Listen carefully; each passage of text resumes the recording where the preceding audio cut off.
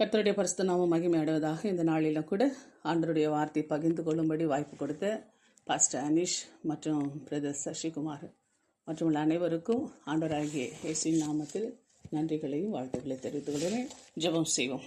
அன்பின் பரலோக பிதாவே, இந்த வேலைக்காயமை நன்றியோடு துதிக்கிறோம் ஐயா. நன்றி தகப்பனே. பரிசுத்தரே, ஸ்தோத்திரம் ஸ்தோத்திரம். எந்தன் பரிசுத்த தேவனே, என்னை கருவிலே கண்டவரே, என்னை ஆராய்ந்து அறிந்தவரே, உம்மை ஆராதனை செய்கிறேன். ஆமென் ராஜா. எங்களை கருவிலே கண்டவர் நீர். எங்கள் ஒவ்வொரு பெயர் சொல்லி அழைத்திருக்கிறவர். இந்த பூமியில மட்டுமல்ல, இந்த நிழலான வாழ்க்கையிலிருந்து ஒரு நிஜத்துக்கு எங்களை அழைத்து செல்ல நீர் ஆசைப்படுகிறீர். அதை புரிந்து கொள்ள எங்களுக்கு ஞானத்தை தாங்க. பரிசுத்த ஆவியானவரே, சகல சத்தியத்தில் எங்களை நடத்துவீராக. எங்களை நீர் மறைத்து அப்பா நீர் வெளிப்பட வேண்டுமாய் ஜெபிக்கிறோம். நீங்க பேசுங்க, நாங்க கேட்கிறோம். இயேசுவின் நாமத்தில் நல்ல பிதாவே, ஆமென். ஆண்டவராகிய இயேசு கிறிஸ்துவின் இனிய நாமத்தில் உங்களை அனைவரையும் நான் வாழ்த்துகிறேன். இந்த நாளில் ஒரு முக்கியமான ஒரு செய்தி என்னன்னா, நம்முடைய வாழ்க்கையில நிழல் நிஜமாகாது. இன்னைக்கு பார்த்தீங்கன்னா, நம்ம காலையில் ஏஞ்சி நடக்கிறோம். ஒரு 8 மணிலேருந்து பார்த்தீங்கன்னா வெயில் ஏறுது, சூரியன் வருது. பார்த்தீங்கன்னா நாம் நடக்க நடக்க நம்ம கூட ஒரு நிழல் வரும்.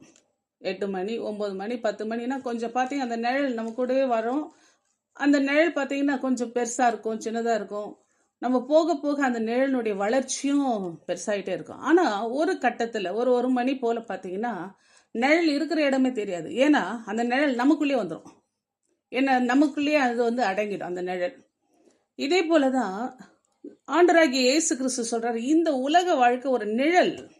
இந்த நிழலை கொண்டு நீங்க நிஜத்தை தேடணும். இப்போ ஒரு நாள் இந்த நிழல் நமக்குள்ளே மறையும். ஒரு நாள் நம்முடைய சரீரம் மறுரூபமாகும்.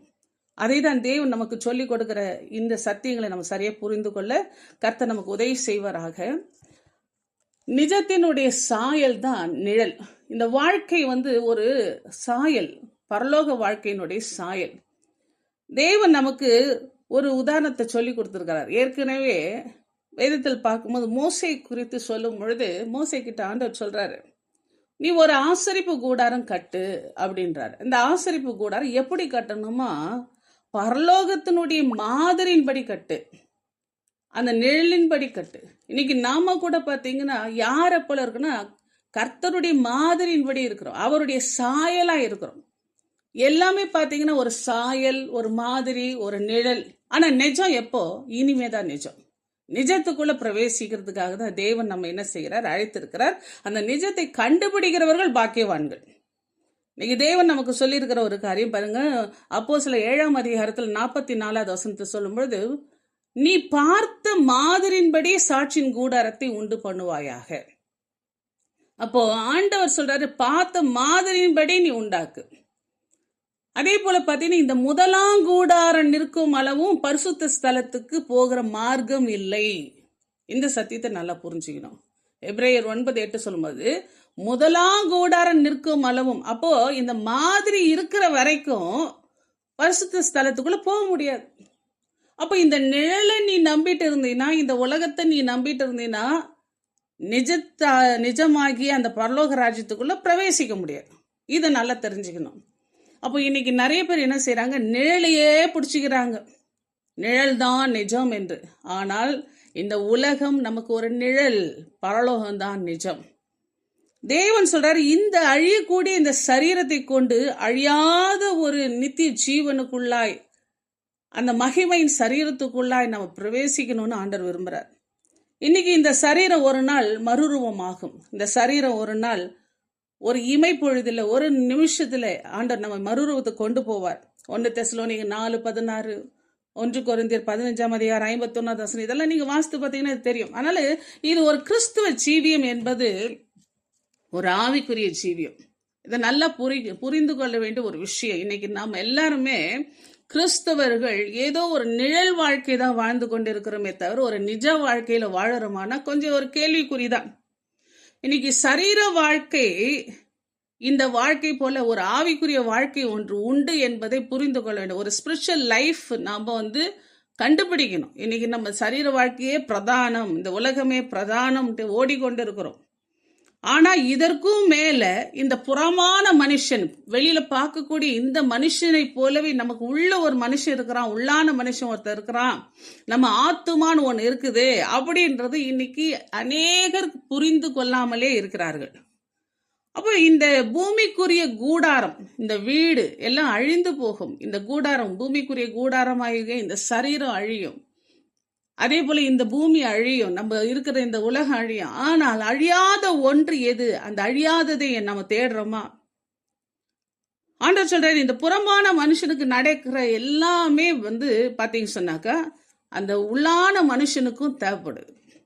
இன்னைக்கு புறமான மனுஷனுக்கு காணக்கூடிய இந்த மனுஷனுக்கு ஒரு 5 காரியங்கள்.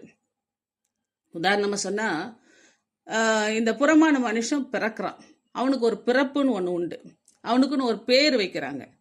அவன் இந்த உலகத்துல ஒரு அழைப்பின் பேர்ல வாழறான், ஏதாவது ஒரு பணிகளை செய்கிறான்.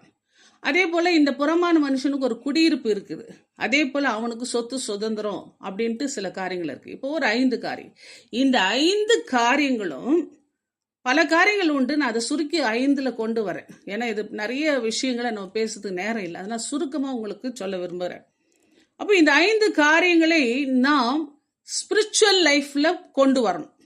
உதாரணமா பார்த்தீங்கன்னா, முதல் காரியம், ஆண்டவர் நமக்கு சொல்லுகிற ஒரு காரியம், இந்த காணக்கூடிய சரீரத்துல இருக்கக்கூடிய ஒரு பிறப்பு காணக்கூடாத அந்த உள்ளான மனுஷன்ல வரணும். நீ உன் உள்ளான மனுஷன்ல நீ பிறக்கணும். இன்னைக்கு பாருங்க, வேதத்தில் பார்க்கும்போது ஆண்டவர் சொல்றாரு, யோவான் 1ஆம் அதிகாரம் 12-13 வசனத்துல, அவருடைய நாமத்தின் மேல் விசுவாசம் உள்ளவர்களாய் அவரை ஏற்றுக்கொண்டவர்கள் எத்தனை பேர்களோ அத்தனை பேர்களும் தேவனுடைய பிள்ளைகளாகும்படி அவர்களுக்கு அதிகாரம் கொடுத்தார். அவர்கள் இரத்தத்தினாலாவது மாம்ச சித்தத்தினாலாவது புருஷனுடைய சித்தத்தினாலாவது பிறவாமல் தேவனாலே பிறந்தவர்கள். அப்போ ஆவிக்குரிய பிறப்பு ஒன்று உண்டு. அது யாராலே பிறக்கிற பிறப்புனா தேவனாலே பிறக்கிற பிறப்பு. இந்த சரீரத்துல பிறக்கிற பிறப்புன்னு ஒண்ணு உண்டு. அது யாரால பிறகுனா ஒரு ஆணும் பெண்ணும் இணைந்து கிடைக்கிற பிறப்பு, ஒரு சரீரத்துக்குரிய பிறப்பு. இந்த தேவனாலே பிறக்கிற பிறப்பு எப்படிப்பட்ட பிறப்புனா, நாம் அவருடைய வார்த்தையை விசுவாசிக்கும் பொழுது, அதை நம்பும் பொழுது, அந்த வார்த்தை நமக்குள் விதைக்கப்படுகிறது, நமக்குள் ஊன்றப்படுகிறது. ஆனால் தான் பேதுரு சொல்வாரு, அழிவுள்ள வித்தினாலே அல்ல. அழிவுள்ள வித்து யாருது? மனுஷனுடையது. அழிவுள்ள வித்து மனுஷனுடையது. பாத்தீங்கன்னா சொல்லுவாங்க சாதாரணமா, 1000ல் ஒருவன், 1000 பேரை கொன்று ஒருத்தன் தான் உயிரோடு இருப்பான். அப்படின்னா என்ன அர்த்தம்? 1000, அதாவது ஆணுடைய விந்திலிருந்து புறப்படுகிற விந்து அணுக்கள் பார்த்தீங்கன்னா 1000கணக்கில் லட்சக்கணக்கில் வரும். ஒரே ஒரு கருமுட்டை, அந்த ஒரு கருமுட்டையை வின் பண்றதுக்காக அந்த விந்தணுக்கள் போகும் பொழுது பார்த்தீங்கன்னா லட்சக்கணக்கான விந்தணுக்கள் இறந்துரும், அந்த வித்து இறந்துரும். ஒன்னே ஒண்ணுதான் சக்சஸ் ஆகும். அந்த ஒண்ணுதான் நம்ம இன்னைக்கு ஜீவனா இந்த பூமியில வந்திருக்கிறோம். அதே போலதான் ஆயிரக்கணக்கில் அழிவுள்ள வித்துக்கள் மத்தியில ஒன்றுதான் வெற்றிகரமா ஜெயம் எடுத்து இன்னைக்கு நீங்களும் நானும் உயிரோடு வந்திருக்கிறோம். அப்படியே பார்க்கும்போது அழிவில்லாத வித்து, ஆண்டுடைய வார்த்தை ஒன்றும் வீணாய் போகாது. அவருடைய வார்த்தையில் ஒன்றும் வீணாது. அது பிரசங்கில சொல்லுவோம் ஆண்டவர் சொல்றாரு, தண்ணீர் மேல் உன் ஆகாரத்தை போடாது, நீண்ட நாட்களுக்கு பிறகு பலன் கொடுக்கும். எந்த ஒரு வார்த்தையும் வீணாவே போகாது. பாருங்க, டிராக்ஸ்ல சில பேர் கீழ்ச்சி கூட போடுவாங்க. டிராக்ஸ்லாம் எவனாவது எங்கேயாவது அந்த பேப்பரை எடுத்து அப்படி பார்க்கும்போது அதுல இருக்கிற ஒரு வார்த்தை, இயேசு உன்னை நேசிக்கிறார், அந்த வார்த்தை அவனுக்குள்ள பேசும். அந்த வித்து, அந்த வார்த்தை விதையானது ஒரு மனுஷனுக்குள்ள போகும்பொழுது அந்த வார்த்தை அவனுக்குள்ள ஜீவனை கொடுக்கும். செத்து போயிருக்கிற அந்த ஆத்மா உயிரோட கொண்டு வரும். இன்னைக்கு பாத்தீங்கன்னா மனுஷர்கள் அனைவருமே சரீரத்துல உயிரோட இருக்கிறாங்களா? ஆதி ஆகமத்துல பாத்தீங்கன்னா நல்ல அழகா சொல்லப்பட்டது. அதுல மனுஷன் கீழ்ப்படியாமையினால அவன் என்ன செய்றான், அவன் சாகவே சாவாய் சொல்லி ஆண்டவர் சொன்ன அந்த உடன்படிக்கைக்கு அவன் கீழ்ப்படியாமல் அந்த பழத்தை சாப்பிட்டதுனால அவன் என்ன செய்யறான், அவனுடைய ஆத்மா செத்து போச்சு, தேவனோடு உள்ள உறவு அவனுக்கு கெட்டு போச்சு. அவன் என்ன செய்யறான், கர்த்தரோடு கொண்டுள்ள உறவு இப்ப யாரோட உறவு கொள்ள ஆரம்பிச்சிட்டான்னா சர்வத்துக்குள்ள இருக்கிற பிசாசோடு அவன் உறவு கொண்டாட ஆரம்பிச்சிட்டான். அப்படி உறவு கொண்டாடும் பொழுது அவன் சொல்றான், நீ சாகவே சாவதில்லைன்ட்டு. அருமையானவர்களே, அவன் சொல்ற காரியம் என்னன்னா, டெம்பரவரியான சாகவே சாவதில்லை. ஆனா கர்த்தர் சொன்னது சாகவே சாவா என்பது ரெண்டுத்திலுமே நடக்கும். ஆத்தும மரணம் அன்றைக்கே நடந்து விட்டது. ஆத்துமா செத்து போச்சு. ஏன்னா கடவுளுக்கும் தேவனுக்கும் இடையே உள்ள தொடர்பு துண்டிக்கப்படுகிறது ஆத்தும மரணம். ஆண்டவரோடு உள்ள தொடர்பு துண்டிக்கப்பட்டுச்சு. ஆனா கர்த்தர் அந்த சரீரத்தை கொஞ்சம் இரக்கம் பாராட்டி வச்சுட்டு அதை பாத்தீங்கன்னா கொஞ்சம் எக்ஸ்டெண்ட் பண்ணி கொடுத்தார். அந்த சாவை எக்ஸ்டெண்ட் பண்ணிட்டார். சரீர மரணம் உண்டு. அது எப்படின்னா ஒரு 120 வருஷத்துக்கு தள்ளி போட்டாரு. முதல்ல 969 வருஷம் அப்படிலாம் வாழ்ந்தாங்க. அப்புறமா என்ன மனஸ்தாப்பட்டு மனுஷர்கள் செய்யற காரியங்கள்லாம் துக்கப்பட்டு அந்த ஆயுசு நாட்கள்லாம் குறைச்சிட்டே வந்துட்டார். இவன் திருந்த மாட்டான், இவன் நாளை குறைப்போம், 70 80 இப்படி அந்த வருஷங்களை அவர் குறைச்சிட்டே வந்துட்டார். இப்ப பாத்தீங்கன்னா அந்த ஆத்தும மரணம், செத்து போன அந்த மரணம் உயிரடையும்படிக்கு தான் இந்த சரீரத்தின் மரணத்தை ஆண்டவர் தள்ளி போடுறார். நல்லா ஞாபகம் வச்சுங்க. இன்னைக்கு நாம் ஜீவனோடு இருக்கிறோம் என்றால், இந்த சரீரம் உயிரோடு இருக்கிறது என்றால், அந்த ஆத்துமாவை நாம் உயிரோடு எழுப்ப வேண்டும் என்பதற்காக தான். அப்படி என்றால் அந்த ஆத்துமாவில் ஆண்டவருடைய வார்த்தைகளை நம்ம உட்கொள்ள வேண்டும். சங்கீதக்காரன் சொல்றான், என் ஆத்துமா மண்ணோடு ஒட்டி கொண்டு இருக்கிறது, உமது வசனத்தினால் என்னை உயிர்ப்பியும். மண்ணோடு ஒட்டிட்டு இருக்குது. மண்ணுன்னா என்ன? உலகத்தோடு நான் ஒட்டிட்டு இருக்கிறேன். இந்த நிழலை தான் நான் நிஜமா நினைச்சிட்டு வாழ்ந்துட்டு இருக்கிறேன். இந்த உலகமே எனக்கு பிரதானம் போயின்னு இருக்கிறேன். ஒரு நிஜத்துக்குள்ள நான் வரல. அப்போ என்னை ஒட்டிட்டு இருக்கிற என்ன வேறு பிரிச்சு இப்போ ஆண்டரோடு உள்ள தொடர்பை துண்டித்தது தான் ஆத்தும மரணம். இப்போ ஆண்டவர் சொல்றாரு, நீ உலகத்தோடு நீ தொடர்பு கொண்டுட்டு இருக்கிற, நீ உலகத்தோடு உள்ள தொடர்பை துண்டிச்சுட்டு மறுபடியும் என்னோடு உறவு கொள். அதுதான் ஆத்மாவின் பிறப்பு. மறுபடியும் பிறக்கிற அனுபவம். மறுபடியும் பிறக்குறதுன்னு சொன்னா என்ன அர்த்தம்? ஞானஸ்தானம் எடுத்துட்டாலாம் மறுபடியும் பிறக்கிறதுன்னு மட்டும் இல்ல. ஞானஸ்தானத்துல அர்த்தம் உண்டு. ஜலத்தினாலும் ஆவினால். நிக்கோதேமுக்கு ஆண்டவர் சொல்றார், நீ ஜலத்தினாலும் ஆவினால பிறவிட்டால் பரலோக ராஜ்யத்தில் பிரவேசிக்க முடியாது. அப்போ பிறக்கிற அனுபவம், மறுபடியும் பிறக்கிற அனுபவம் என்பது என்ன? தேவனோடு உள்ள உறவை நீ இழந்திருக்கிறாய், நீ பிரிந்து இருக்கிறாய். அந்த உறவு மறுபடியும் புதுப்பிக்கப்பட வேண்டும். நீ மறுபடியும் பிறக்க வேண்டும், தேவனால பிறக்க வேண்டும். அதுக்கு உதவியா இருப்பது ஆண்டோடைய வார்த்தை. இன்னைக்கு ஆண்டோடைய வார்த்தை கேட்கறதுக்கு இன்னைக்கு நிறைய பேருக்கு டைம் இல்லை. அந்த ஆண்டோடைய வார்த்தைனாவே நமக்கு ஒரு நேரத்தை அப்படியே சுருக்கி கொடுத்துட்றோம். 5 நிமிஷம் 10 நிமிஷம். இன்னைக்கு வசனம் எல்லாம் கேட்கறதுன்னா அவ்வளோ கஷ்டமா இருக்குது எல்லாருக்கும். அருமையானவர்களே, இந்த ஆத்தும மரணத்திலிருந்து ஆண்டவர் என்ன செய்யறாரு? அவருடைய வார்த்தையினாலே நம்மை உயிர்ப்பிக்கிறாரு. அந்த சரீரமானது இதுக்கு உதவியாக நமக்கு ஒரு வாழ்நாளை நீடித்து கொடுக்கிறது. கர்த்தர் நமக்கு ஜீவனை கொடுத்திருப்பது அதுக்காக தான். அதுக்குள்ள அவன் புதுப்பிச்சுக்கிட்டோம், எனக்குள்ள உறவை புதுப்பிச்சுக்கிட்டோம், மறுபடியும் பரலோகம் வரணுமே. அதனால்தான் பாருங்க, ஆண்டவர் சொல்றாரு, நீங்கள் உங்கள் ரட்சிப்பின் சுவிசேஷமாகி சத்திய வசனத்தை கேட்ட விசுவாசிகள் ஆன பொழுது வாக்குத்தத்தம் பண்ணப்பட்ட பரிசுத்த ஆவியினாலே முத்திரை போடப்பட்டீர்கள். அந்த முத்திரை போடுறதுதான் ஆண்டவர் நம்மை மறுபடி பிறக்க வைக்கிற ஒரு அனுபவத்தின் காரியமா இருக்கிறது. அந்த முத்திரை போடும் பொழுதுதான் நம்ம என்ன செய்கிறோம்? அந்த பரிசுத்த ஆவியினால நம்ம உணர்த்தப்பட்டு, ஒவ்வொரு நாளும் உணர்த்தப்பட்டு, பேசப்பட்டு, அவர் நம்மேல் கண்ணை வைத்து ஆலோசனை சொல்லி, பாவத்தை குறித்து, நீதியை குறித்து, நியாயத்தீர்ப்பை குறித்து, யோவான் 16:8 வாசித்தீங்கன்னா தெரியும். அவர் நம்ம சத்தியாவியாகி அவர் வரும்போது சகல சத்தியத்தில் நம்மை நடத்தி, சகல சத்தியத்துல. அப்ப சத்தியம் நமக்குள்ள வர வர நமக்குள்ள ஒரு விடுதலை கிடைக்கிறது. நம் தேவனோடு உறவு கொள்ள ஆரம்பிக்கிறோம். இப்படி செய்யும் பொழுது என்னன்னா, அவன் பாவம் செய்யாதவனா இருக்கிறான். வேதம் சொல்லுகிறது, பாவம் செய்யறவன் பிசாசினால் உண்டாயிருக்கிறான், அவன் தேவனை விட்டு விலகி இருக்கிறான்.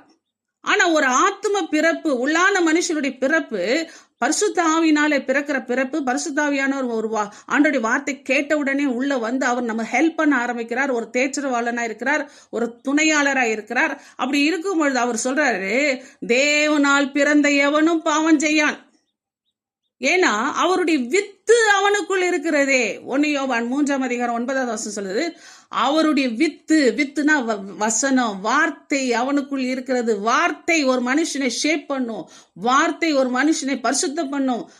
என்னுடைய உபதேசத்தினாலே நீங்கள் இப்பொழுது சுத்தமா இருக்கிறீர்கள், சத்தியத்தை அறிவீர்கள், சத்தியம் உங்களை விடுதலையாக்கும். அப்போ வசனம் நம்ம என்ன செய்யுது? நம்மை பூஸ்ட் பண்ணுது. வசனம் நம்மை பரிசுத்தப்படுத்துது. வசனம் என்னை மறுபடி பிறக்க வைக்கிறது, மறுபடியும் தேவனோடு உறவு கொள்ள வைக்கிறது.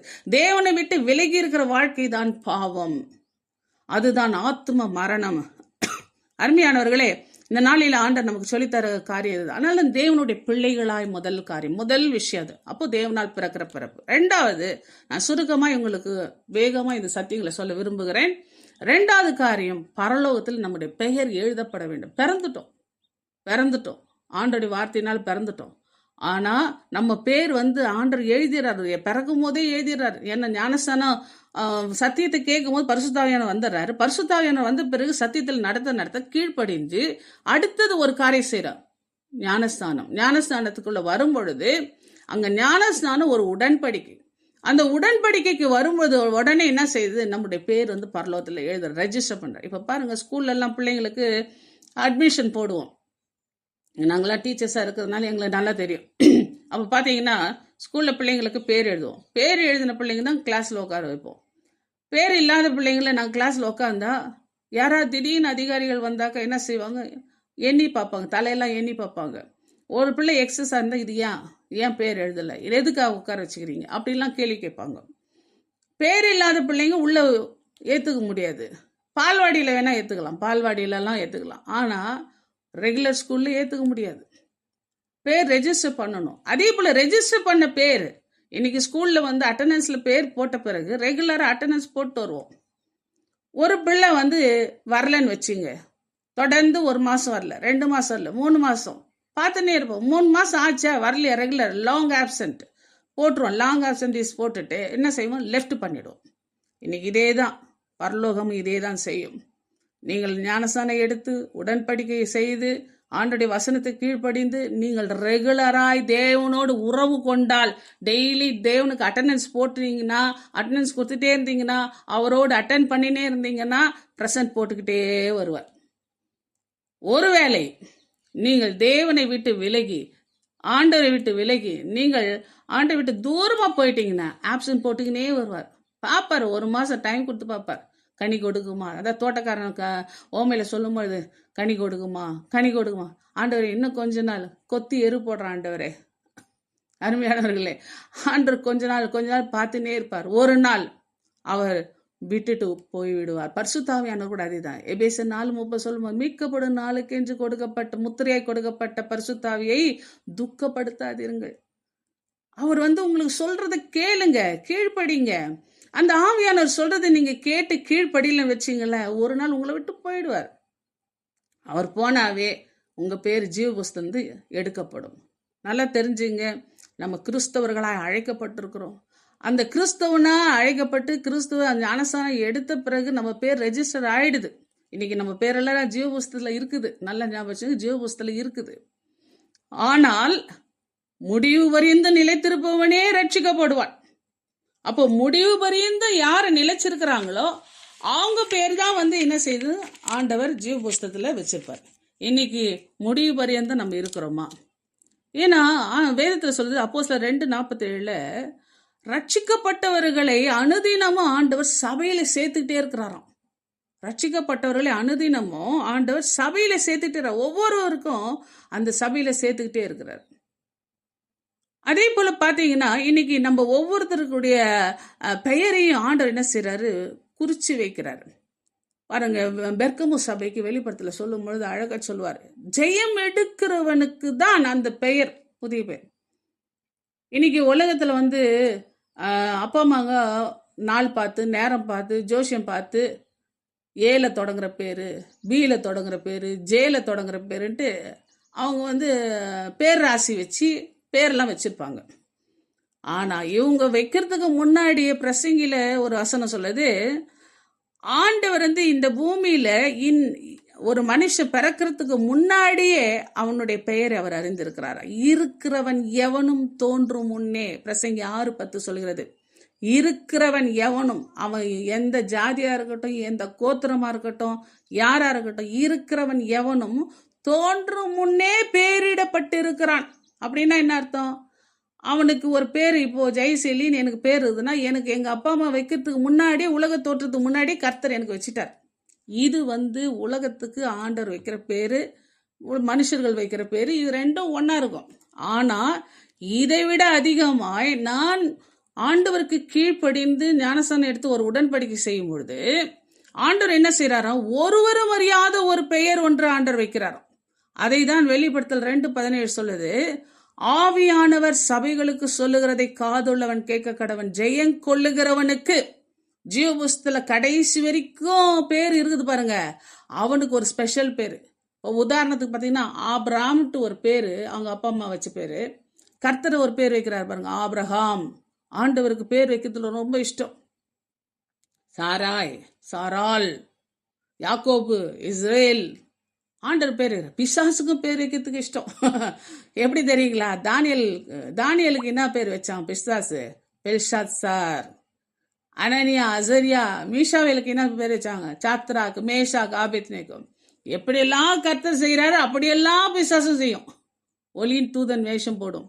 அது மாதிரி இப்போ ஆண்டவர் சொல்றாரு, ஜெயம் கொள்ளுகிறவன். முடிவு பரியந்த ஜீவ புஸ்தகத்துல உன் பேர் இருந்துச்சுன்னா அந்த பேரை கூட இன்னொரு ஸ்பெஷல் பேரு, ஒரு ஆவிக்குரிய பேரு அவனுக்கு தருவேன். அதாவது நான் மறைவான மன்னாவை புசிக்க கொடுத்து பல ரகசியங்களை அவனுக்கு கொடுத்து அவனுக்கு வெண்மையான குறிக்கல், ஒரு ப்ரிஷியஸ் ஸ்டோன் அவனுக்கு இருக்குது.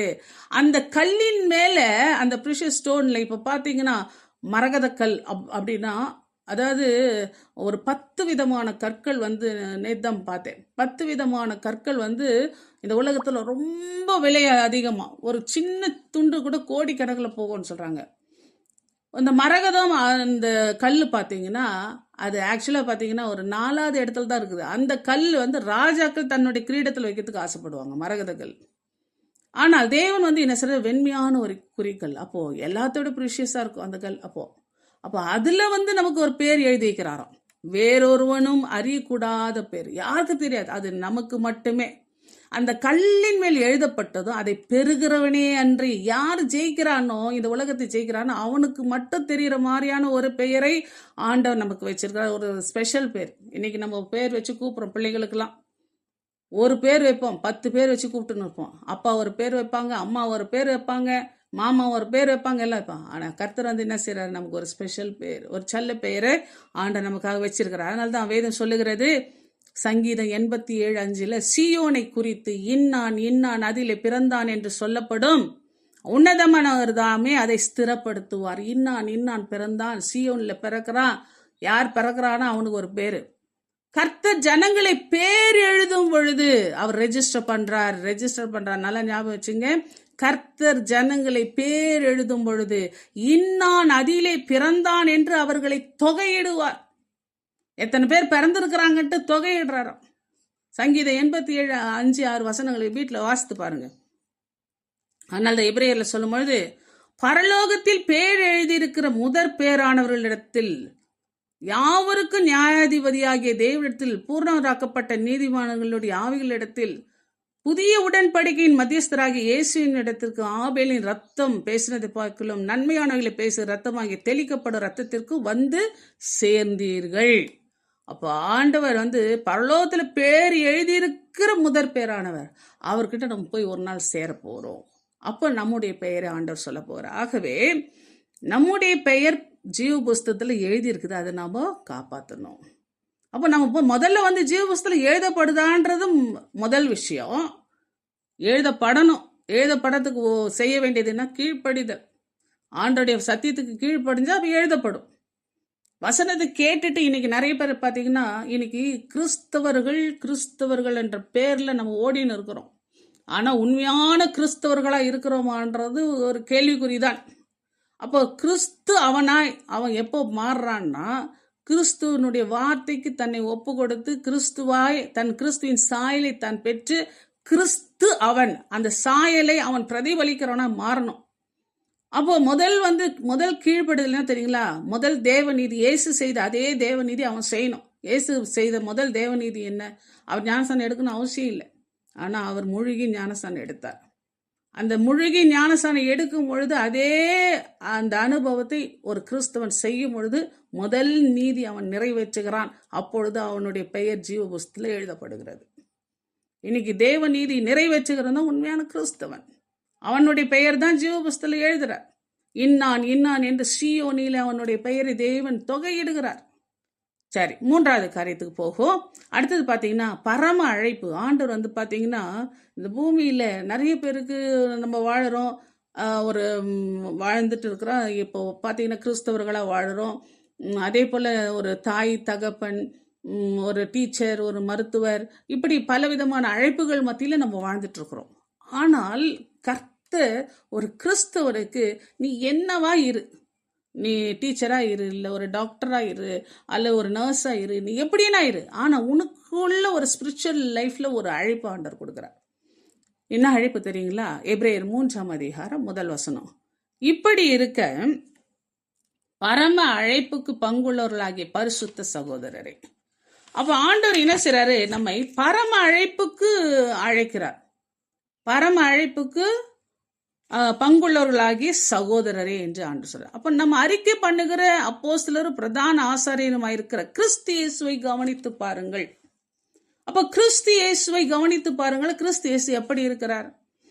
அந்த அடுத்த வசனம் எல்லாம் நம்ம வாசிக்கும் போது தெரியும். அவர் உண்மை உள்ளவராய் இருக்கிறார்.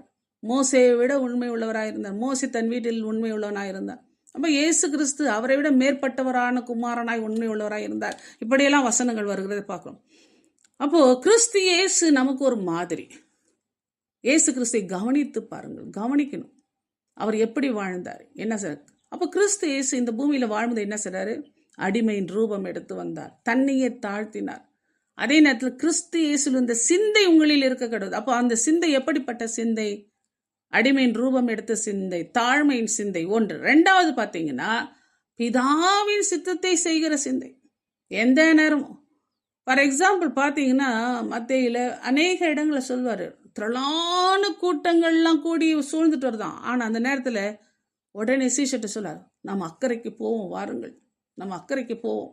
ஏன் அப்படி சொல்றாருன்னா, பிதா கிட்ட போய் ஜெபம் பண்ணிட்டு வருவார். பிதா கிட்ட போய் ஜெபம் பண்ணிட்டு வரும்போது அவர் என்ன தெரியுமா சொல்வாரு?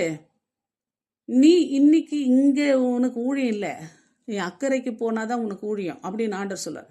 நாமளா இருந்தா என்ன செய்வோம்? திரளான கூட்டங்கள் இருக்கிறத பார்த்ததும் உடனே ஒரு மீட்டிங் போட்டு உடனே அங்கே ஒரு செய்தி, பரவாயில்ல நிறைய ஆத்துமாக்கள் இருக்குது சொல்றாரு. ஆனால் ஆண்டவர் சொல்றாரு, நிறைய ஆத்துமாக்கள் இருந்தாலும் அதெல்லாம் கேட்காத காதுகள். நேற்று பைபிள் ஸ்டடி எடுக்கும்போது தான் சொன்னேன், நீ கண் இருந்தும் காணாமல், காது இருந்தும் கேளாமல், கேட்காத காது. காது இருக்குது ஆனால் கேட்காது.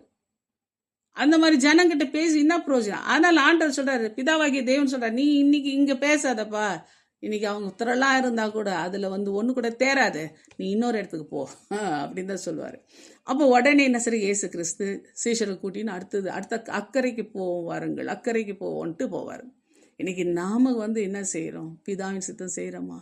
இன்னைக்கு மனுஷரை பிரியப்படுத்துகிறோம். ஆனா தேவனை பிரியப்படுத்துகிறோமா? நம்முடைய அழைப்பு என்ன? இயேசுவை கவனித்து பாருங்க. இயேசு உண்மை உள்ளவராயிருந்தார், பிதாவுக்கு உண்மை உள்ளவராயிருந்தார். அவருக்கு அவருடைய சித்தம் என்னவோ அதை செய்கிறார். ஆனால் இந்த மத்தேயு 7 பார்த்தீங்கன்னா நிறைய விஷயம் ஆண்டவர் சொல்றார். நான் உங்களை அறியேன்,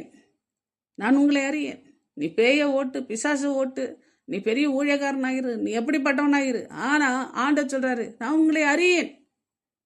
ஏன்னா பிதாவின் சித்தத்தை செய்யாதவன், தன் இஷ்டத்தின்படி சுயநீதியின்படி ஓடுகிறவனை தேவன் அறியேன்னு தான் சொல்வார்.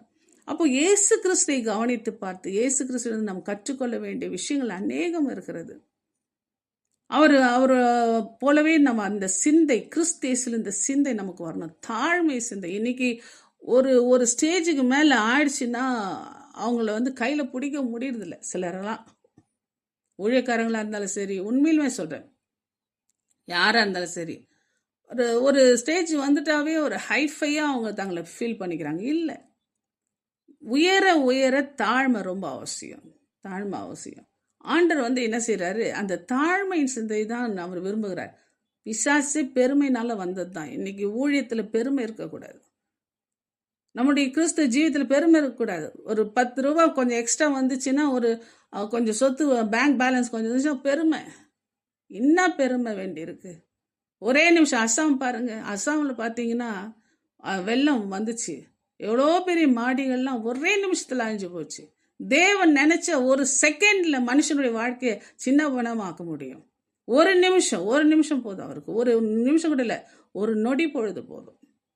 இன்னைக்கு தேவன் நம்மளை சொல்ற, உன்னுடைய அழைப்புக்கு ஏற்ற பாத்திரவான நில்லு.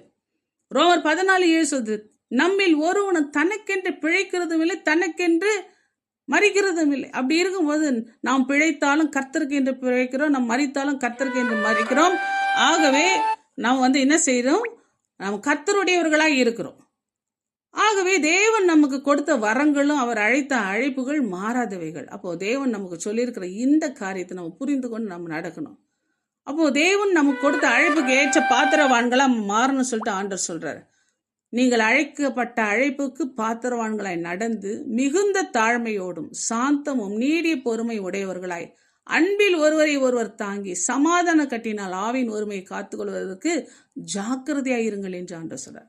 ஆகவே நம்ம அழைக்கப்பட்ட அழைப்புல நம்ம தாழ்மை இருக்கணும், சாந்தம் இருக்கணும், நீடிய பொறுமை இருக்கணும், அன்பினால் ஒருவரை. அப்போ கர்த்தருடைய அந்த சுவாபங்கள், அந்த கனி கொடுக்கிற வாழ்க்கை, இதையெல்லாம் நாம பெற்று நம்ம வாழணும்.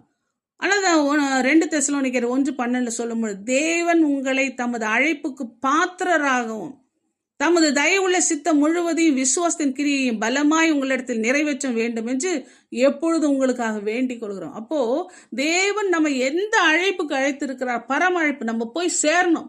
அது லக்கு, நம்முடைய லக்கு அதுதான். அப்போ நம்முடைய இலக்கை நோக்கி நம்ம ஓடிக்கொண்டிருக்கிறோம். அந்த இலக்கை நம்ம அடையணும் என்பதுதான் தேவ சித்தம். அதுக்கேற்றபடி நம்ம முயற்சி எடுப்போம். கடைசி இன்னும் 2 காரியம் சுருக்கமாய் முடிக்கிறேன். பரலோகத்தில் நமக்கு ஒரு குடியிருப்பு இருக்கிறது.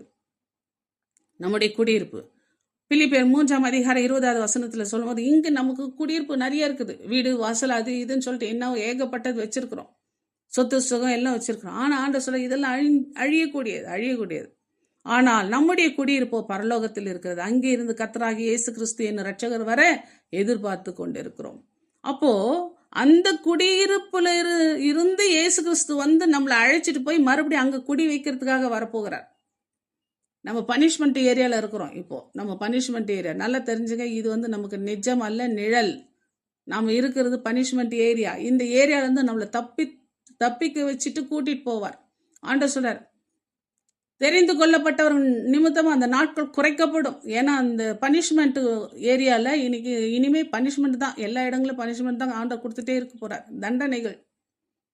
ஆண்டவர் சொல்ல அந்த நாட்கள் குறைக்கப்படும் என்று ஆண்டவர் சொல்ற. நம்ம ஆண்டவர் காப்பாற்றுகிறார், காப்பாற்றும்படிக்கு. இந்த இடத்துல இருந்து வேதம் சொல்லுது, பொல்லாத பிரபஞ்சத்தில், கலாத்திர 1:4 சொல்லும்போது, பொல்லாத பிரபஞ்சத்திலிருந்து நம்ம மீட்டு கொள்ளதான் இயேசு கிறிஸ்து இந்த பூமியில வந்தார். அப்ப இயேசு கிறிஸ்து இந்த பூமியில வந்ததனுடைய நோக்கம் என்ன? இந்த பொல்லாத பிரபஞ்சத்திலிருந்து நாம் மீட்டு கொள்ளப்படுவதற்காக. அப்போ ஒரு நாள் வருவார், சீக்கிரத்தில் வரப்போகிறார். அவருடைய வருகையில நாம் எல்லாம் எடுத்துக்கொள்ளப்பட வேண்டும். அதுக்காக தான் தேவன் என்ன செய்ய, பரலோகத்திலிருந்து இந்த குடியிருப்பு இருக்கு, அங்கிருந்து இயேசு கிறிஸ்து வர நம்ம எதிர்பார்த்து கொண்டிருக்கிறோம். நமக்குள்ள அந்த லாங்கினஸ் சொல்லுவாங்க. அப்போ நமக்குள்ள அந்த ஒரு வாஞ்ச, அந்த எதிர்பார்ப்பு, அந்த ஒரு ஏக்கம் நம்மகிட்ட இருக்குதான்ட்டு நம்ம கொஞ்சம் யோசித்து பார்ப்போம். அப்ப பாருங்க, கிறிஸ்து இயேசு நம்மை அவரோடு கூட எழுப்பி உன்னதங்களில் அவரோடு கூட உட்கார வைக்கிறார். நம்மள அவர் கூட உட்கார வச்சுக்கணும் ஆசைப்படுறார். அதனால தான் அவர் சொல்றாரு யோவான்ல 14 நான் பிதாவிடத்துல போய் அங்க அநேக வாசஸ்தலங்கள் உண்டு, உங்களுக்காக நான் ஒரு வாசஸ்தலத்தை ஆயத்தம் பண்ணிட்டு மறுபடியும் உங்களை கூட்டிட்டு போறேன்னு சொல்லி இருக்கிறாரு. அப்போ நம்முடைய கைகளினால் செய்யப்பட்டிருக்கிற இந்த வீடுகள்லாம் அழியும். நம் கையால் செய்யப்படாத அந்த ஒரு வீடு, அந்த வீட்டை நாம் அடைய வேண்டும் என்று பிரயாசப்படணும். அதுக்கு ஒன்றே ஒன்று, அந்த வாஞ்சை இருக்கணும். அங்கே போகணும். ஆண்டவரே நாங்கள் வரணும், ஆண்டவரே உம்மோடு கூட நான் வரணும். இதுக்கு ஒரே ஒரு காரியம் என்ன தெரியுங்களா செய்யணும்? ஒரு வாலிபன் இயேசு கிறிஸ்ட நித்திய ஜீவனை பெறணும், நான் என்ன செய்யணும்? அப்போ உனக்குள்ளதான் விட்டு சர்க்குணராய் இருக்க வேண்டுமென்றால், பூர்ண சர்க்குணராய் இருக்க வேண்டும் என்றால், போய் உனக்குள்ளதெல்லாம் விற்று தரித்து கொடு, பரலோகத்தில் உனக்கு பொக்கிஷம் உண்டாயிருக்கு. அப்படின்னா என்ன அர்த்தம்? இன்னைக்கு எனக்குள்ளது அப்படி என்று சொன்னா வீடு வாசல்லாம் விட்டுட்டு பிச்சைக்காரனா போன ஆண்டவர் சொல்லலை, அப்படி இல்லை. இன்னைக்கு உன் மனசுல இருக்கிற எல்லாமே, இந்த உலகத்தோடு ஓட்டிட்டு இருக்கிற உன் மனசு, அதை எல்லாத்தையும் நீ விட்டுட்டு ஆண்டவரோட ஒட்டிக்கொள். ஆண்டவரோட, அதுதான் ஆத்ம மரணத்துல இருக்கிற நீ ஆண்டவரோட நீ ஒட்டிக்கொள். நீ பூர்ண சர்க்குணரா வேண்டும் என்றால் நீ ஆண்டவரோடு ஒட்டிக்கொள்ள வேண்டும். தேவனுக்கு ஏழைகளுக்கு இறங்க வேண்டும், நற்கிரியைகளை செய்ய வேண்டும். அப்போ உனக்கு உண்டானவைகளை விற்று என்று சொல்லும் பொழுது நீ இது எனக்கு ஒன்றும் இல்லை, நிலை இல்லை என்பதை உணர்ந்து கொள்ள வேண்டும். உன்னுடைய பொக்கிஷ பரலோகத்தில் சேர்த்து வைக்கணும். அதுக்கு நீ என்ன செய்யணுமோ அதை செய்யணும். தேவன் விரும்புகிற காரியங்கள், ஏழை எளியவர்கள் உதவி செய்கிறதுல இருந்து, அதே போல தேவனுடைய சித்தங்களை நிறைவேற்றுகிறதுல இருந்து நம்ம என்ன செய்யணும்? பூர்ண சர்க்குணராய் மாற வேண்டுமானால் எனக்கு உண்டானவைகள், நான் எதெல்லாம் நான் பெருமை பாராட்டி கொண்டிருக்கிறேனோ அதெல்லாவற்றையும் நான் விட்டு விலக வேண்டும். அதே போல தரித்திரர்களுக்கு கொடுக்கணும், ஏழைக்கு இறங்குறோம், கர்த்தருக்கு கடன் கொடுக்கிறான் என்று வேதம் சொல்லுகிறது. அப்போ நியாய தீர்ப்புக்கு முந்தி இரக்கம் மேன்மை பாராட்டுமா. நம்ம ஏழைக்கு இரக்கம் செய்கிறோம் பாருங்க, அந்த இரக்கம் நியாய தீர்ப்புக்கு முன்னாடி நிற்கும். நின்று அவன் ஏழைக்கு இறங்குனான் ஆண்டவரேன்னு சொல்லிட்டு அந்த இரக்கம் என்ன செய்வோம், நமக்கு மேன்மை பாராட்டி நம்ம நியாய தீர்ப்புல தப்பிக்க வைக்கும். ஆகவே ஏழைகளுக்கு நம்ம இறங்குகிற காரியம், நற்கிரிகளை செய்கிற காரியம் நமக்கு பரலோக ராஜ்யத்தை பெற்றுத்தரும். பரலோக ராஜ்யத்தை பெற்றுத்தரும். பூர்ண சர்க்குணராய் மாறணும்னா நாம் செய்ய வேண்டியது பிறர் அன்பின் கிரியைகள். அதே நேரத்தில் நம்ம ஆண்டவருக்கு நெருக்கமான சில காரியங்கள், ஆண்டவருக்கு பிரியமான காரியங்கள் இதெல்லாம் செய்யணும். இப்படி செய்யும் பொழுது ஜீவனுக்கு ஏற்ற ஆவிக்கேற்ற மாளிகையை நம்ம கட்டுறோம். அப்போ ஆண்டவர் சொல்ல, ஜீவனுள்ள கற்களை போல ஆவிக்கேற்ற மாளிகையை இயேசு கிறிஸ்து மூலமாய் தேவனுக்கு பிரியமான ஆவிக்கேற்ற பலிகளை செலுத்தும்படி பரிசுத்த ஆசாரிய கூட்டமாய் கட்டப்பட்டு வருகிறேன். அப்போ தேவனுக்கு பிரியமான 2 விஷயங்களை நம்ம செய்யறோம். ஒன்று, ஏழை எளியவர்கள் இறங்குறது மட்டுமல்ல, அவருக்கு பிரியமாய் ஆத்தும ஆதாயங்கள். அப்போ ஆவிக்கேற்ற பலிகள் இது செய்யும் பொழுது நம்ம வீட்டை இயேசு கிறிஸ்துவோடு சேர்ந்துக்கிட்டு அங்கே நம்ம கட்டுறோம். நம்ம இங்கே செய்ய நம்ம ஒவ்வொரு கல்லாய் எடுத்து அங்கே ஆவிக்கேற்ற மாளிகையாய் நமக்கு மாளிகை. இங்கே நம்ம பெரிய வீடு கட்டுறது பெருசு இல்லை. நம்முடைய வீடு பரலோகத்தில் பெருசாக கட்டணும். நம்முடைய வீடு அங்கே ஆண்டவர் நமக்கு ஏற்ற வாசஸ்தலத்தை ஆயத்தம் பண்ணுறார். அந்த வாசஸ்தலம் எப்படி இருக்க வேண்டும் என்று நாம தான் தீர்மானிக்கணும். நம்முடைய கிரியைகளினாலே நம்ம தீர்மானிக்க வேண்டும். இதெல்லாம் நமக்கு ஆண்டவர் நமக்கு கொடுக்குற ஒரு கிஃப்ட்ஸ். அதெல்லாம் அதனால தான் ஒரு பாட்டு கூட சொல்லப்படுது, கட்டடம் கட்டிடும் சிற்பிகள் நாம் கட்டிடுவோம் கிறிஸ்தேசுவுக்காய். அப்போ ஆண்டவர் சொல்ற, கட்டடம் கட்டிடும் சிற்பிகள், கட்டிடுவோம் கிறிஸ்தேசுவுக்காய். சுத்தியல் வைத்து அடித்தல்ல, ரம்பத்தால் மரத்தை அறுத்தல்ல. சுத்தியல் வைத்து அடித்தல்ல, ரம்பத்தால் மரத்தை அறுத்தல்ல. அப்போ சுத்தியல் வச்சு மரத்தை வச்சு இங்க கட்டுற மாதிரி இல்லை. அது நம்முடைய கிரியைகள், நம்முடைய நற்குணங்கள்னா கட்டணும். கடைசியாய் ஒன்று சொல்லி முடிக்கிறேன். பரலோகத்தில் நமக்கு சுதந்திரம் என்று சொன்னால் நாம் எல்லாரும் பரலோகத்தினுடைய வாரிசுகள், சொத்து. பரலோகம் நம்முடையது தான். நம்ம பேர் இருக்குது, நம்ம அவருடைய பிள்ளைகளாக நம்ம பிறந்திருக்கிறோம். நம்ம அவருடைய அழைப்புக்கு ஏற்ற பாத்திரவான்களாக வாழறோம். நம்முடைய குடியிருப்பு அங்கே இருக்குது சொன்னால் அங்கே உள்ளதெல்லாம் நம்முடையது. இங்கே நீங்கள் சொத்து சுதந்திரம், இங்கே பொக்கிஷங்களை சேர்க்கறதை விட பரலோகத்தில் நம்ம சேர்க்கும் பொழுது நம்ம பரலோகத்தின் சுதந்திரவாளிகளாக இருக்கிறோம். வேதத்தில் பார்க்கும்போது எபிரேயரில் சொல்லும்போது பவுல் சொல்கிறாரு, நான் கட்டப்பட்டு கொண்டிருக்கையில் நீங்கள் என்னை குறித்து பரிதவிப்பதும் அன்றி பரலோகத்தில் அதிக மேன்மையும் நிலையுள்ளதுமான சுதந்திரம் உங்களுக்கு உண்டென்று அறிந்து உங்கள் ஆஸ்திகளை சந்தோஷமாய் கொள்ளையிட கொடுத்தீர்கள். அதனால் அவர் சொல்றாரு பாருங்க, ஆகையால் மிகுந்த பலனுக்கு ஏதுவான உங்கள் தைரியத்தை விட்டு விடாதீர்கள். இன்னைக்கு உபத்திரம், வேதனை, கஷ்டம், பாடுகள் எது வந்தாலும் ஆண்டவர் எனக்காக ஒரு வீட்டை ஆயத்தம் பண்ணியிருக்கிறார். ஆண்டவருடைய அந்த பரலோக ராஜ்யத்துக்கு நான் சொந்தமானவள், நான் தேவனுடைய வாரிசு, தேவனுக்குரியதெல்லாம் எனக்குரியது. அப்படி இருக்கும் பொழுது இயேசு கிறிஸ்து பாருங்களேன், இந்த உலகத்தினுடைய வேதனைகள், பிரச்சனைகள், அந்த நிந்தைகள், அவமானங்கள் இதெல்லாம் சகிக்கும் பொழுது பரலோகத்தில் பிதாவின் வலது பாரசத்தில் இருக்கிற அந்த மேன்மையானவைகளை நினைத்து இதையெல்லாம் சகித்தாராம். மோசே கூட பாத்தீங்கன்னா அனித்தியமான எகிப்தினுடைய அந்த பொக்கிஷங்கள், பாவ சந்தோஷங்கள் அதெல்லாம் விட்டுட்டு அந்த நித்தியத்துக்கு, அந்த கானானுக்குள் பிரவேசிப்பதற்காக அதெல்லாம் விட்டுட்டு வந்தார். இப்படி நமக்கு திருஷ்டாந்தமாக நிறைய விஷயங்கள் ஆண்டவர் சொல்லியிருக்கிறார். இப்படி இருக்கும் பொழுது ஆண்டவர் சொல்ற, இந்த உலகத்தினுடைய பாடுகள், இந்த உலகத்தினுடைய கஷ்டங்கள், வேதனைகள், இது எல்லாவற்றிலும் நாம் பொறுமையோடு சகிக்கணும். பொறுமை வேண்டும். இன்னைக்கு நிறைய பேர் இயேசு கிறிஸ்து வர்றாரு சொன்ன உடனே எங்க வர்றாரு, எவ்வளோ வருஷமா சொல்லியிருந்தா இருக்கிறாங்க, எங்க வர்றாரு. இன்னைக்கு ஆண்டவர் சொல்ல, பொறுமை உங்களுக்கு வேண்டியதா இருக்கிறது. அவர் வருவார். நீங்கள் தேவனுடைய சித்தத்தின்படி செய்து வாக்குத்தத்தம் பண்ணப்பட்டதை பெறும்படிக்கு பொறுமை உங்களுக்கு வேண்டியதா இருக்கு. வருகிறவர் இன்னும் கொஞ்ச காலத்தில் வருவார், கண்டிப்பா வருவார். அதனால உங்களுடைய பொக்கிஷம் எங்க இருக்குதோ அங்கதான் உங்களுடைய இருதயம் இருக்கு. உங்க பொக்கிஷம் எங்க இருக்கு? பரலோகத்துல இருந்தா பரலோகத்தை பத்தி சிந்தையே இருக்கும். கீழானவைகள் அல்ல, மேலானவைகளே நம்ம தேடிட்டு இருப்போம். அதனால்தான் தானியேல் கூட சொல்வாரு, நாட்கள் முடிவிலே நீ இப்போ முடிவு வரைக்கும் நீ இளைப்பாறிட்டு இருக்கு, பரதீசில இரு, உன் நாட்கள் முடியல, உன் சுதந்திர வீதத்துக்கு நமக்குன்னு ஒரு நல்ல பங்கு ஆண்டவர் வச்சுக்க. மரியாள் சொல்றாங்க, நல்ல பங்கை நீ தெரிந்து கொண்டாய். இப்ப நமக்குன்னு ஒரு நல்ல பங்கு, நமக்குன்னு ஒரு ஷேர் ஆண்டவர் வச்சுக்க. நம்ம ஒரு ஷேர் ஹோல்டர், பரலோகத்தின் ஒரு ஷேர் ஹோல்டர் நம்மலாம். அப்போ கர்த்தர் நமக்கு கடைசி நாள் வேதம் சொல்றது 1 பேதுருல, கடைசி காலத்தில் வெளிப்பட ஆயத்தப்பட்டிருக்கிற ரட்சிப்புக்கு ஏதுவாக விசுவாசத்தை கொண்டு தேவனுடைய பலத்தினாலே காக்கப்பட்டிருக்கிற உங்களுக்கு அந்த சுதந்திரம் பரலோகத்திலே வைக்கப்பட்டிருக்கிறது. உங்களுக்குன்னு ஒரு ஷேர், உங்களுக்குன்னு ஒரு பங்கு அங்க வைக்கப்பட்டிருக்கிறது. ஆனால் தான் நாம் நம்பி இருக்கிற ஆனந்த பாக்கியத்துக்கு மகாதேவனும் நமது ரட்சகருமாகி இயேசு கிறிஸ்துவின் மகிமையின் பிரசன்னமாதலுக்கு எதிர்பார்த்து கொண்டிருக்கும்படி நமக்கு போதிக்கிறது. அப்ப தீத்துல சொல்லியிருக்கிறபடி நம்ம எதிர்பார்த்துட்டு இருக்கணுமா, அந்த சுதந்திரம் நமக்கு வரும். ஆண்டர் என்னை கூட்டிட்டு போய் எனக்குன்னு அந்த ஷேர் வச்சிருக்கிறாரு, என்னை கொடுக்க போறார். ஆனால் ஆண்டு சொன்ன, நான் சீக்கிரம் வருகிறேன், அவன் கிரியைகளுக்கு தக்கபடி அவனுக்கு நான் அளிக்கும் பலன் என்னோடு கூட வருகிறது. அருமையானவர்களே, ஆண்டராகிய தேவன் இன்றைக்கு இந்த காரியங்களை நமக்கு சொல்லி கொடுத்திருக்கிறார். நமக்குன்னு ஒரு பிறப்பு இந்த பூமியில் இருக்கிற மாதிரி பரலோகத்தில் நம்ம பிறக்க வேண்டும். இந்த பூமியில நமக்குன்னு ஒரு பேர் இருக்கிற மாதிரி பரலோகத்தில் நமக்குன்னு ஒரு பேர் ஆண்டர் வச்சிருக்கிறாரு.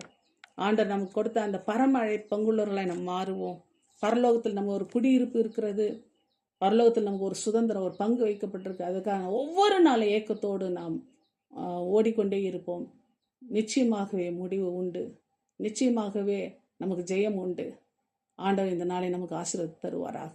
ஜெபம் செய்யும். அன்பின் பரலோக பிதாவே, கேட்ட வார்த்தைகளை எங்கள் உள்ளத்திலிருந்து சத்துரு பொறுக்காதபடி வேலை அடைப்பீராக. எல்லா மகிமையும் உமக்கே சித்த ரட்சகர் நல்ல பிதாவே, ஆமென்.